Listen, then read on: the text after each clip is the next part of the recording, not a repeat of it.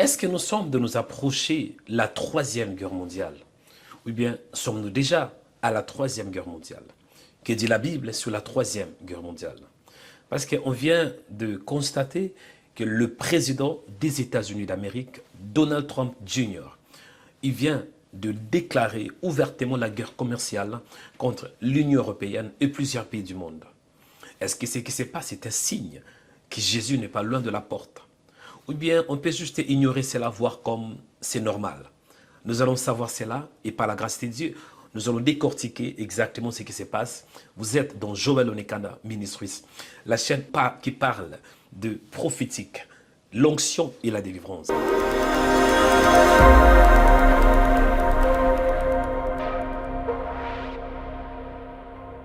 Bienvenue sur ma chaîne de Joël Onekanda Ministries. Vous êtes sur YouTube. Que Dieu vous bénisse abondamment. Et je crois que vous serez édifiés, informés. Parce que dans Joël Onekanda Ministries, il y a le prophétique, il y a l'onction et il y a la délivrance. Et aujourd'hui, Dieu m'a mis à cœur de vous parler de thèmes très importants. Je vais parler un peu de ce qui se passe actuellement. Il y a beaucoup de choses qui se passent dans le monde. Et c'est important en tant qu'enfant de Dieu. C'est important même, je pense, à part un enfant de Dieu, mais pour tout le monde de savoir ce qui se passe derrière les rideaux. Vous êtes connectés au bon endroit et au bon moment pour être édifiés et pour être surtout bénis par le prophétique, l'onction et la délivrance. Avant d'entrer dans le détail, aimez la vidéo, c'est un moyen pour soutenir ma chaîne. Aimez la vidéo, partagez et laissez un commentaire. Vous n'êtes pas encore abonné, veuillez vous abonner, c'est simple. Cliquez sur la cloche, c'est alors que vous serez informé chaque fois qu'il y aura une nouvelle vidéo. Et si vous êtes même sur RhemaWeb, parce que cette vidéo sera publiée sur ma chaîne de Joël Onekanda Ministries, elle sera aussi publiée sur la chaîne de RhemaWeb. Que Dieu vous bénisse et bienvenue dans ma chaîne. Aujourd'hui, Dieu m'a mis à cœur de vous parler un peu de ce qui se passe. La question que je me suis posée, est-ce que nous sommes déjà, nous sommes en train de nous approcher la troisième guerre mondiale? Ou sommes-nous déjà dans la troisième guerre mondiale? Et que dit la Bible par rapport à tout ce qui se passe? Je vais tout d'abord expliquer le contexte. Il s'agit de Donald Trump qui a fait quelques déclarations qui a bouleversé un peu le monde, surtout au niveau de l'Europe, au niveau des pays occidentaux. Ça a bouleversé un peu plusieurs bourses mondiales. Bien aimé dans le Seigneur, ce qui se passe, c'est quand même urgent qu'on puisse en parler parce que ça nous concerne. Si l'économie est par terre, que tu veux ou pas, ça va aussi te toucher. Mais avant de toucher Donald Trump, on doit parler un peu de l'histoire en ce qui concerne les guerres. Et selon l'histoire, bien aimé, l'histoire nous a appris qu'il existe 5 grands types de guerres. Le premier type de guerre, nous avons les guerres commerciales et économiques. Deuxième type de guerre, nous avons les guerres technologiques. Troisième type de guerre, nous avons les guerres géopolitiques. Quatrième type de guerre, nous avons les guerres capitaux. Et cinquième type de guerre, nous avons les guerres militaires. Donc c'est important quand même, quand nous parlons de guerre, c'est bien.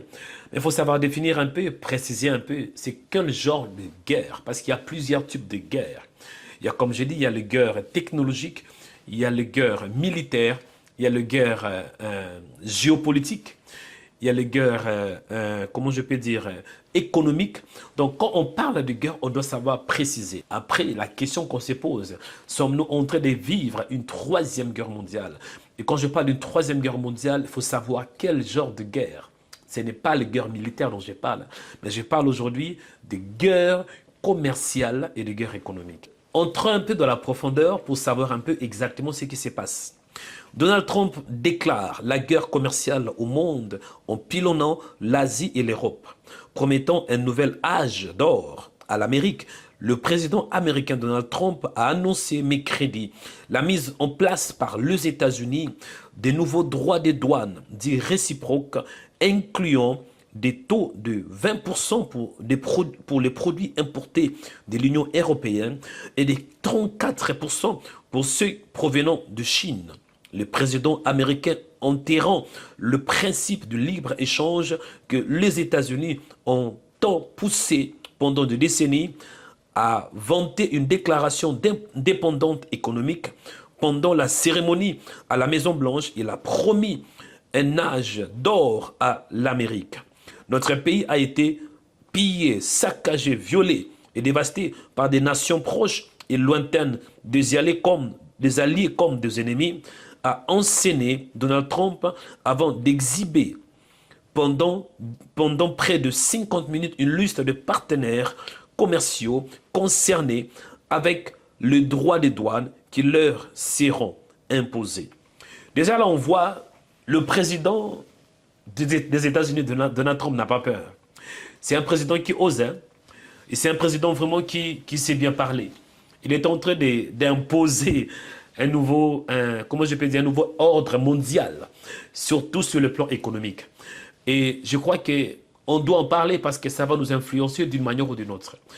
La question qu'on doit se poser, Donald Trump est-il vraiment un sauveur ou bien il est un destructeur pour le monde? Donald Trump, c'est-il quelqu'un vraiment qui peut sauver plusieurs nations? Ou bien c'est quelqu'un qui est venu pour bouleverser? Là, c'est aussi un autre sujet. Si Dieu le permet, j'en parlerai. Mais je vais entrer un peu dans la parole. Que dit la Bible par rapport à tout ça? Que dit la parole de Dieu? Parce que nous sommes tout d'abord dans une chaîne chrétienne et la parole de Dieu doit être notre référence. Amen. Que dit la Bible? On voit déjà dans Matthieu chapitre 24, verset 6. Il est écrit que vous entendrez parler de guerre et de bruit de guerre. Vous voyez? Vous entendrez parler de guerre et de bruit de guerre. Gardez-vous d'être troublés, car il faut que ces choses arrivent. Mais ce ne sera pas encore la fin. Déjà là, on voit Jésus-Christ qui est en train de répondre à une question qui lui a été posée. Mais dans Matthieu 24, 6, on écoute encore une autre version de Semeur qui dit ainsi: vous entendrez parler de guerre et de menaces de guerre. Attention, ne vous laissez pas troubler par ces nouvelles, car cela doit arriver, mais ça ne sera pas encore la fin. Bien-aimés dans le Seigneur, il est écrit que vous entendrez parler de guerre et de menaces de guerre. En fait, ce qui se passe entre les États-Unis d'Amérique et le monde, ça vraiment, il n'y a rien à dire. C'est une menace de guerre et je crois aussi, c'est aussi la guerre commerciale, dans le sens où ils ont imposé à plusieurs pays de douane de tous produits qui seront importés sur les sols américains. Et je peux vous rassurer, il y aura aussi des mesures de réciproques. Il y aura des mesures qui seront prises par plusieurs nations. Cela veut dire qu'il y aura, comme on dit, œil pour œil, dent pour dent. Et vraiment, ce qui est malheureux dans cette histoire est que la population mondiale sera touchée. Entrons un peu dans la profondeur dans Matthieu chapitre 24, versets 1 à 3. Il est écrit ainsi: comme Jésus s'en allait sortir du temple, ses disciples s'approchèrent pour lui en faire remarquer les constructions. Mais il leur dit: voyez-vous tout cela? Je vous le dis en vérité, il ne restera pas ici, pierre sur pierre, qui soit renversé. Il s'assit sur la montagne des Oliviers. Et les disciples vinrent en particulier lui faire cette question: dis-nous, quand cela arrivera-t-il? Quel sera le signe de ton avènement et de la fin du monde? Bien-aimé dans le Seigneur, on voit dans ce contexte, il y a 3 questions qui ont été posées à Jésus. La première question était: quel sera le signe de la destruction du temple? La deuxième question: quel sera le signe de l'avènement de Christ? La troisième question: quel sera le signe de la fin du monde? Donc, en ce qui concerne la destruction du temple, cette prophétie était accomplie. Je pense que dans l'histoire, c'était le 30 août, l'an 70, après Jésus-Christ, où on voit les légionnaires romains menés par Titus, ils avaient envahi Jérusalem et il y avait la destruction par la suite. Mais en ce qui concerne l'avènement de Christ, bien aimé, il y a beaucoup de signes. Et je crois que parmi le signe qui affirme, parmi les signes qui nous révèlent le retour de Jésus, il y a tout d'abord de menaces de guerre et de guerres. Ce qui se passe entre les États-Unis et plusieurs nations occidentaux, c'est très important de souligner, ce sont des signes, en d'autres termes, ce sont des signes qui montrent que Jésus-Christ va bientôt arriver. Que dit la Bible? 1 Thessaloniciens chapitre 4 verset 16, il est écrit: car le Seigneur lui-même a un signal donné, à la voix d'un archange et au son de la trompette de Dieu descendra du ciel. Et les morts en Christ ressusciteront premièrement. Ensuite, nous, les vivants, qui seront restés, nous tous ensemble enlevés avec eux sur des nuées à la rencontre du Seigneur dans les airs. Ainsi, nous serons toujours avec le Seigneur. Pourquoi est-ce que je vous parle de la guerre commerciale et économique? C'est simple, parce que ça nous annonce, ça fait partie de signes qui nous annoncent le retour de Jésus.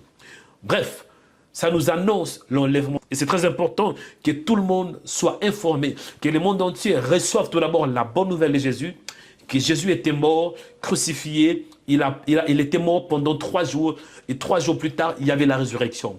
Il était monté, il était enlevé, et jusqu'aujourd'hui, Jésus est dans le ciel, mais il reviendra pour prendre l'Église. L'Église sera bientôt enlevée. En d'autres termes, bientôt nous allons expérimenter et vivre l'enlèvement. Jésus reviendra pour prendre son Église. Mais c'est important que le monde entier sache que Jésus, lorsqu'il viendra pour prendre l'Église, après l'enlèvement, les choses seront terribles.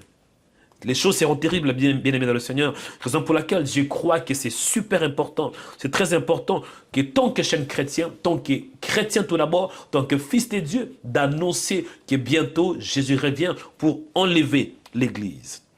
Et bien aimé, quand on parle de l'enlèvement, il faut savoir que après l'enlèvement, les choses ne seront pas comme ça a été. Ce qui se passe entre les États-Unis et plusieurs nations du monde, ce sont juste des signes. Mais des choses, je vous rassure, ça sera pire. Des choses vont aller de pire en pire. Qu'est-ce qui se passera-t-il sur la terre pendant l'enlèvement? Qu'est-ce qui va se passer après l'enlèvement? C'est une bonne question. Imaginez-vous que Jésus enlève l'Église. L'Église est enlevée. Qu'est-ce qui va se passer sur la terre? On nous parle de la tribulation qui va durer pendant 42 mois selon la Bible. En d'autres termes, 1260 jours où les habitants de la terre ou ceux qui n'ont pas pu être enlevés, ils vont expérimenter ce qu'on appelle la tribulation. Et la tribulation va durer 3 ans et demi. 3 ans et demi. Et pendant la tribulation, on voit Satan qui va se manifester. Selon le livre d'Apocalypse, chapitre 12, où il est écrit, « C'est pourquoi réjouissez-vous, cieux, et vous qui habitez dans les cieux, malheur à la terre et aux habitants de la terre, car le diable est descendu vers vous, animé d'une grande colère, sachant qu'il a peu de temps. » Amen. Donc, Satan, il va détruire. Satan va se manifester et nous allons voir l'Antéchrist qui sortira des nations. Et à part ça, nous voyons aussi la bête qui va régner, qui va imposer, bien aimé, pas mal de choses. Ça sera un moment compliqué. Et surtout, on va voir aussi le faux prophète. Il y aura la manifestation de l'Antéchrist, la manifestation du faux prophète et la manifestation de la bête. On voit déjà la trinité diabolique, bien aimé dans le Seigneur. Donc, ceux qui ne seront pas enlevés, la vie sera dure sur la terre. Donc l'idéal, c'est d'être enlevé. Donc pendant que nous voyons tout ce qui se passe sur la terre, pendant que nous voyons Donald Trump qui est en train d'imposer à plusieurs pays de payer les taxes jusqu'à 30, même 50%. Cela veut dire que c'est un signe que nous sommes en train d'expérimenter la guerre commerciale et la guerre économique. Maintenant, c'est à toi de prendre tes dispositions, tant qu'enfant de Dieu, de chercher Dieu dans la profondeur. Tu n'as pas accepté Jésus, c'est le moment d'accepter Jésus, parce qu'il y a encore le temps, tu écoutes la parole, tu écoutes l'évangile. Après l'enlèvement, tu n'auras pas cette capacité d'écouter ce que je t'annonce aujourd'hui.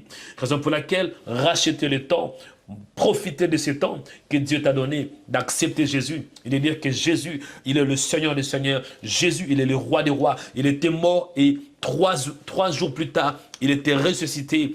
Aujourd'hui, il est assis à la droite de Dieu le Père. Mais dans peu de temps, il reviendra pour prendre l'Église. Amen. Que Dieu vous bénisse. J'espère que vous étiez édifiés par cette petite vidéo.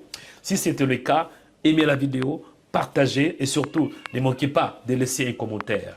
C'était Joël Onekanda, votre frère dans le Seigneur. Et je pense qu'à la prochaine occasion, nous allons nous retrouver dans Joël Onekanda Ministries. Shalom.